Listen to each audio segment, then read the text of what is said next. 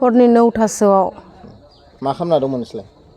जोङो दा गेदेरफोर मोननाव ओंखारलांदोंमोन आरो दा इसानावनो थाहैनानै ओंखारलांदोंमोन आरो जेन थेन बासिलांदों आरो जों दा जों माने दा ओहो न'आव थायाखै सानथाम सानब्रैसो जाबाय जों न'आव थायाखै जों न'आवनो गिनानैनो जों थानाय जायाखै आरो न'आव हौवा मानसि गैया आरो जोंहा दा न'आव दा जोंहा बिमा फिसाल' थायो आरो गिनानै जोङो न'आवनो थायाखै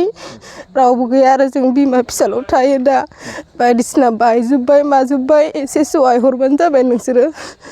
मा खालामनो आरो उपाय गैया मानैमोन मैदेरा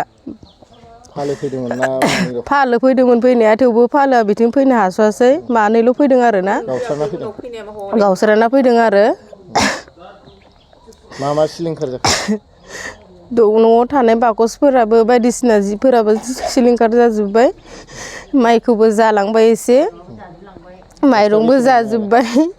माइयालाय बस्थानैमोन ओमफ्राय माइरङा बाल्थिंनै दंमोन आरो जायाखै खोमा बिसोरो मिथिया आलाय सिलाय खालामजोबदों आरो आलाय सिलाय खालामनानै माबाजोबदों बिसोरो